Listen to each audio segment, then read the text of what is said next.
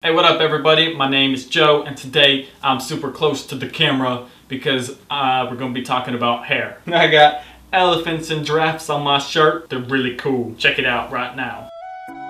We're going back to the basics with this one, y'all, because I've done a lot of haircut videos recently, but it's been a while since I've used my own hands to style a hairstyle. So these are just going to be a few tips that you can use to make your undercut look a little bit better. Hopefully you learned something interesting. So without further ado, I guess I'm gonna go ahead and just jump right into it. Starting out with tip number 1. This is all about the pre-styling products. Depending on what products you use as a pre-styler will determine the final result of your hairstyle. I'll give you 3 different examples. First, if you use a hair cream, then the final result will be a more silky smooth, natural looking effect after you blow dry. Then number 2, if you use mousse, you might find that your hair is gonna be a bit more dry, but it's gonna have a lot more volume and poof to it, and it'll give you different styling opportunities. And finally, number 3, if you use a wax, it's kind of in between like a cream and a mousse. It'll still give you pretty good volume, but it won't feel quite as dry. Wax is best for people with kind of normal to thickish hair. Anyways, today as my pre-styler, I'm going to be using mousse. I'm going to be using this one right here. I'll link it in the description, but I like this one because it's a heat protectant and a mousse in one. So that's a free step for you guys right there, free bonus tip. Always use a heat protectant when you're going to use heat products like a blow dryer. Okay, this is a 2-in-1, so I'm good with this. It's fluffy. Gonna work this in a little bit and then just kind of plop it. Get it all in there.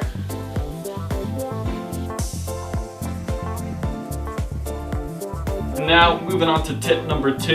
You gotta decide which way you want to blow dry and stick to that direction, kind of. There's generally 3 different styles you can achieve with the blow dryer. If you blow dry your hair in the opposite direction, so for me that would be from my left to my right, then you'll achieve maximum volume that your hair can produce.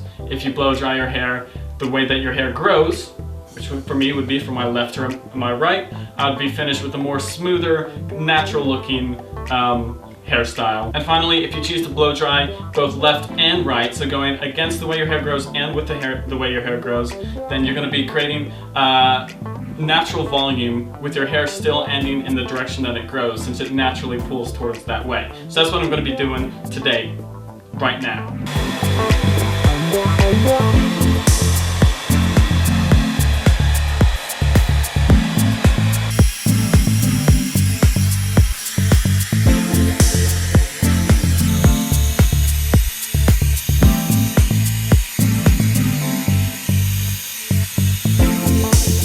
Right, then you should be finished once your hair is completely dry and there's no moisture left, because if there's any moisture, then that can mess with the way that you want your hair to set and stay for the rest of the day. Alright, tip number 3 is all about the finishing product. Now, as you probably know, there's tons of products out there. There's matte finish, there's shine products, there's natural finish, all sorts. You gotta figure out what you want to do because they will all achieve different outcomes. As you probably know, there's like millions of styling products ranging from matte finish to shine finish to natural finish to all sorts of different finishes. So you need to figure out for yourself what you want to achieve, because all of these products are going to achieve a different look once you put it in your hair. Obviously, matte finish means that it's going to look like there's no product in your hair, ranging all the way down to super shiny pomades, which makes it look, you know, like greasy, way back in the day type of slick back hairstyles. Stuff like that. So what I'm going to be using today is from the Pete and Pedro line from a man Alpha M. This one, put simply, is just called paste. If I were to place this in the scale between the shiny greasy look and the matte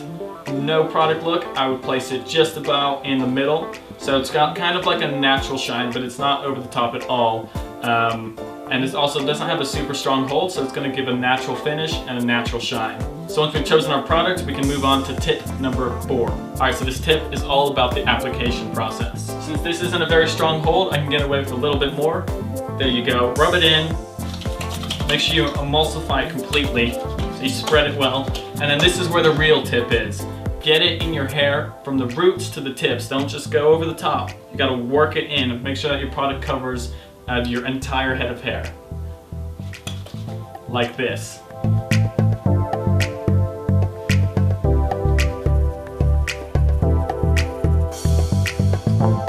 Once you work your product in, your hair should be ready to take on the day or the night, depending on when you styled your hair. The reason why it's so important to work it all the way through your hair is simply because if you layer it just on the top, then you're not giving hold to the roots, and your roots is what holds your hair up throughout the whole day.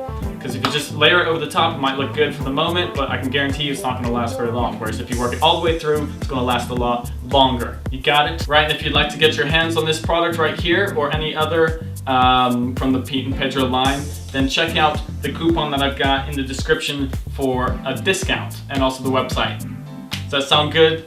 Okay, now that I'm done with that, we're moving on to tip number 5. Tip number 5 has to do with transitioning into a new hairstyle. You know, the undercut is great and it's been my favorite hairstyle, but what if you want to try something new and you want to start letting your hair grow out longer? Well, go ahead and do that. But of course, if you're growing your hair out, you're going to hit that awkward stage where your hair just doesn't really look like you know what you're doing with it, and it's going kind of all funky. So I'm about to flash back to myself when I had long hair and tell you what you should do, or one step that you could do to minimize the awkward looking stage. So flashback to old Joe.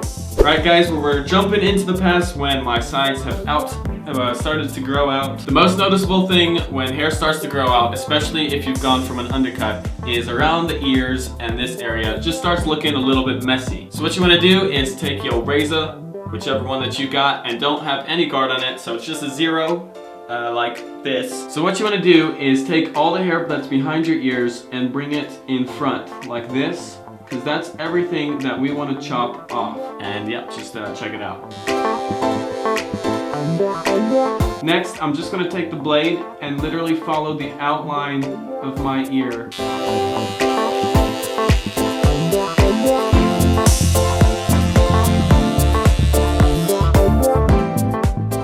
Alright, not finished yet, but that's already much better.